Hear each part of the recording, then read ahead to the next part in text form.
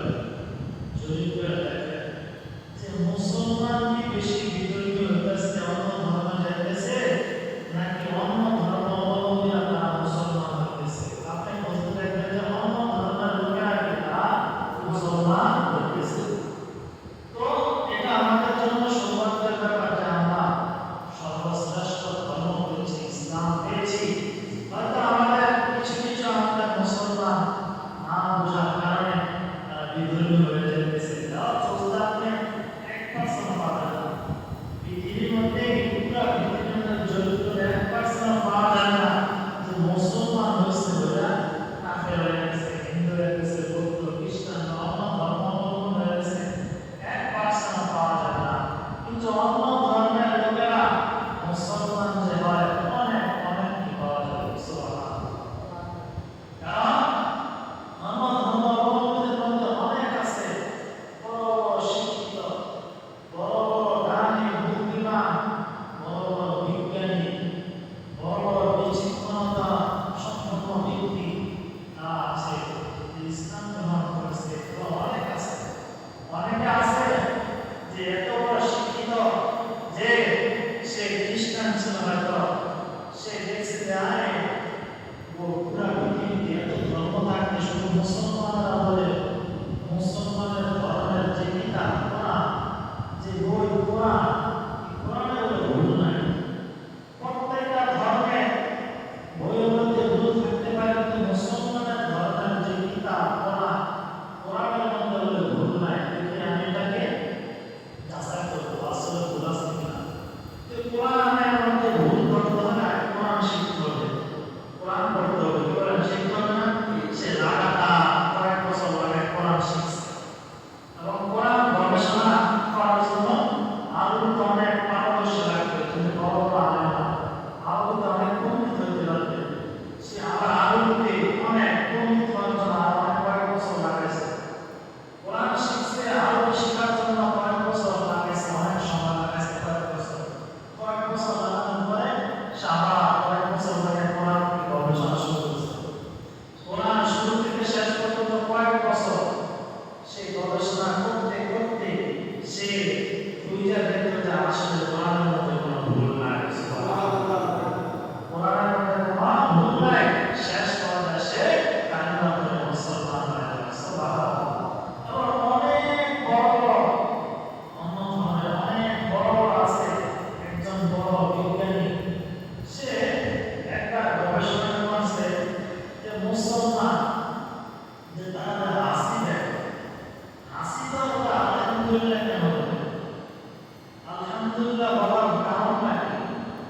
যে আলহামদুলিল্লাহ একটা মুসলমান তখন বলে যখন মুসলমান কোনো জিনিস একটা পেয়ে যায়, কোনো কিছু একটা আনন্দিত হয়, যে আমার ছেলেটা পাস করছে আলহামদুলিল্লাহ, আমার ছেলেটা বিদেশে ভালো অবস্থা আছে আলহামদুলিল্লাহ, যে আমার এই কাজটা সম্পন্ন হয়েছে, এই কাজটা করতে পারছে আলহামদুলিল্লাহ।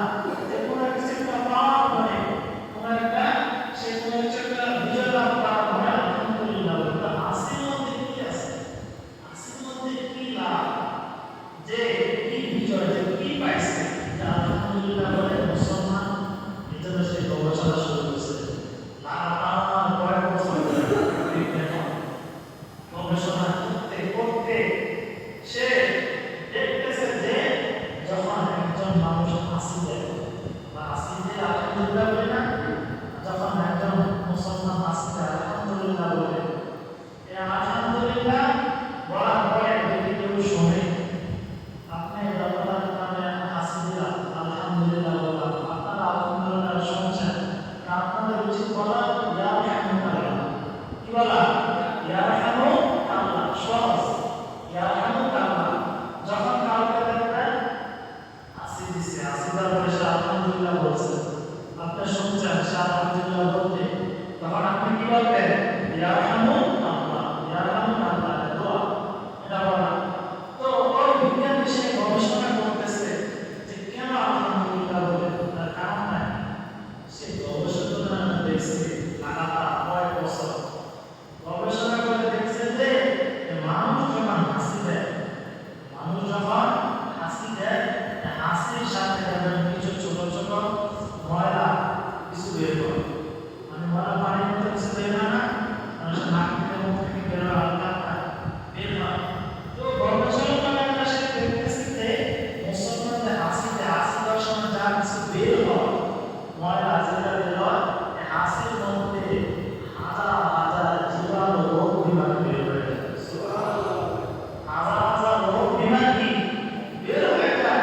তো হাজার হাজার রোগ বিমারি আমার থেকে আল্লাহ তাআলা বের করে দিল, তো এটা আমার লাভ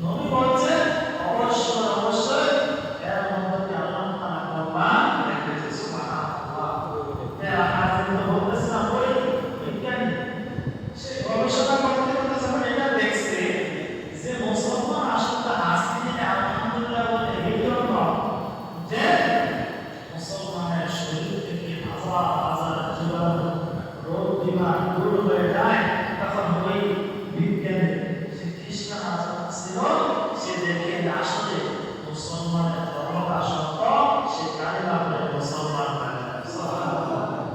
আরো অনেক আছে যে অন্য ধর্মাবলম্বীরা তারা কি মুসলমান হয়েছে, ইসলাম ধর্ম গ্রহণ করছে। তো আমাদের কতটা খুশনসিব, কতটা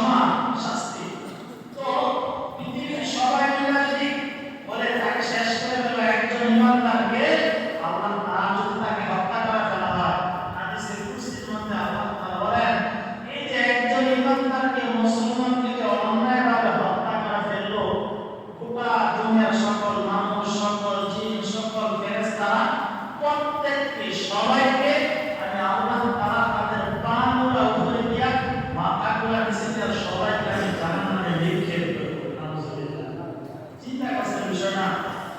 হাদিসটা কখনো কঠিন। সবাই মিলে পৃথিবীর ফেরেশতা জিন্ন সবাই মাত্র একজনকে মারছে। কজন মিলে? একজনকে মারছে অন্যায়ভাবে। যখন আপনার একজনকে মারছে, এই একজনকে মারার কারণে আল্লাহ তাআলা সবাইকে কি মাথা উপরে দিয়া, মাথা নিচে দিয়া, পাকে উপরে দিয়া জাহান্নামে নিক্ষেপ করবে। নাউযুবিল্লাহ। চিন্তা করেন না, অন্যায়ভাবে একজন মানুষকে হত্যা করাটা কত বড় কঠিন গুনাহ, কত বড় গুনাহ। আজকে মানুষ ছোট ছোট বিষয়ের কারণে একজন আরেকজনকে হত্যা করে ফেলতেছে। শুধু কারণ কি আমাদের দেশে আসলে কি আইন নাই? কি নাই? আইন কানুন নাই, খুব কম। এ দেখবেন কিছুদিন আগে যে পাঁচটা মারলো, এত এটা প্রমাণ, সরাসরি প্রমাণ।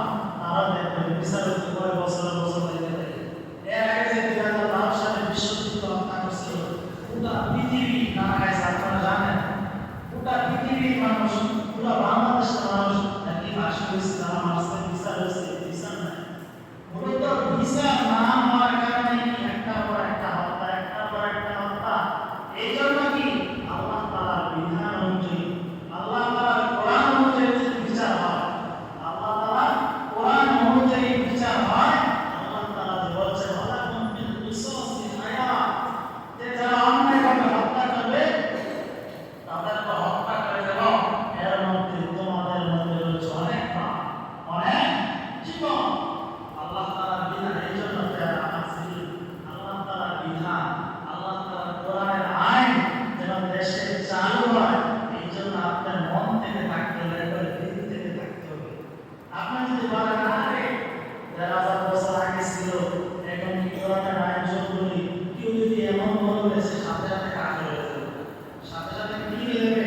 কাফের হয়ে যাবে। আপনার যদি মনে মনে যদি এতটুকু না থাকে যে আসলে কি না, বর্তমান পৃথিবীতে, বর্তমান যে ডিজিটাল চলতেছে পুরো পৃথিবীতে, যে কোরআন অনুযায়ী চলা যাবে না, কোরআন অনুযায়ী দেশ চালানো যাবে না, কোরআনের আহকাম, খেলাফত, ইসলামী আইন দেশে চালু করা যাবে না, এটা চালু করার চেষ্টা করা যাবে না, এমন যদি মনে করে তাহলে সে ইসলামকে খারিজ করে দেবে। কারণ ইসলাম, আপনি মুসলমান, খেলাফত কায়েম করার জন্য, ইসলামী আইন দেশের মধ্যে চালু করার জন্য নিজের চেষ্টা করতে হবে, না তো আল্লাহর দরবারে জবাবদিহি করতে হবে। যেমনিভাবে খেলাফত কায়েম করার জন্য ইসলামী শরিয়া দেশের মধ্যে যেন চালু হয়, এই জন্য আপনি যদি চেষ্টা না করেন, এই জন্য আপনি আল্লাহ তাআলার দরবারে জবাবদিহি করতে হবে। এই জন্য এটা গুনাহের কাজ। আর যদি আপনার অন্তরে না থাকে, তার দরকার নাই ইসলামী খেলাফত, ইসলামী আইন যদি কায়েম হয়, মানুষ হত্যা করলে আরেকজনের বাইরে রেখে দেবো, চুরি করলে হাত কাটালে দেবো, এটা করতে দেবো, এমন যদি মনোভাব যদি কারোর ভিতরে থাকে, কোনো মুসলমানের, সে মুসলমান থাকবে না, সে কাফের কি হয়ে যাবে। এই জন্য আমাদের মনের মধ্যে থাকতে হবে এবং চেষ্টা করতে হবে। মনের মধ্যে থাকতে হবে যে আসলে কি দরকার, আসলে এই দরকার কি। দেখেন যারা খেলাফত কায়েম করছিল নবীজির পরে, খোলাফায়ে রাশিদিন আবু বকর, ওমর, ওসমান, আলী যারা ছিল, তারা ওই সময় বেশি শান্তিতে ছিল নাকি এখন বর্তমানে শান্তি? কি বলে, ওই সময় শান্তিতে ছিল না? কারণ কোরআনের আইন ছিল, কোরআনের আইন ছিল, হাদিসের আইন ছিল, কোরআন অনুযায়ী তারা দেশ চালাইছে। এই দেশ 1000 বছর পর থেকে কত নিয়ম কানুন করছে, কত গণতন্ত্র, কত পলিটিক, কত কিছু করছে। একটা নিয়ম কানুন দিয়ে কি পুরা পৃথিবীতে কোথাও শান্তি কায়েম করতে পারে না, কোথাও তারা শান্তি কায়েম করতে পারে না, এবং কেমন করতে পারবে না যতক্ষণ পর্যন্ত কোরআন হাদিস অনুযায়ী, কোরআন হাদিস অনুযায়ী, খেলাফত অনুযায়ী যদি দেশ কেউ যদি না চালায়, কোনো দিন ওই দেশে কি শান্তি আসবে না, ওই কোনো কি শান্তি আসবে না।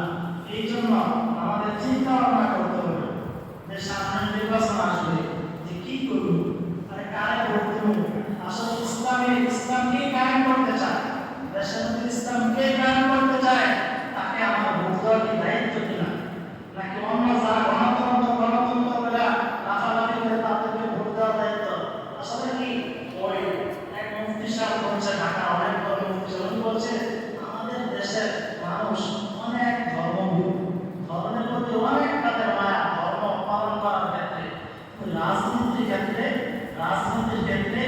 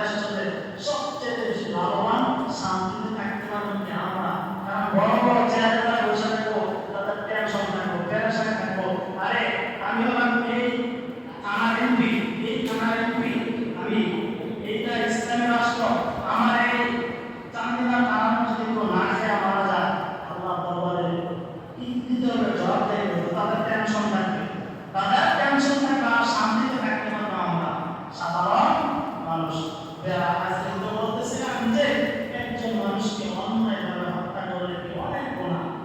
এই যে যে কয়েকদিন আগে যে মানুষ এই যে ঢাকাতে বিমান দুর্ঘটনা যে কত ছাত্র মারা গেল, কত ছাত্র মারা গেল, এর পিছনে যারা আছে, এর পিছনে যারা আছে, এই যে 2 নাম্বার বিমান যারা চালাইছে, এই দেশের সম্পদ টাকা চুরি করে 2 নাম্বার বিমান যারা কিনা আনছে, যে যে বিমানের কি নাই বেরো নাই কবে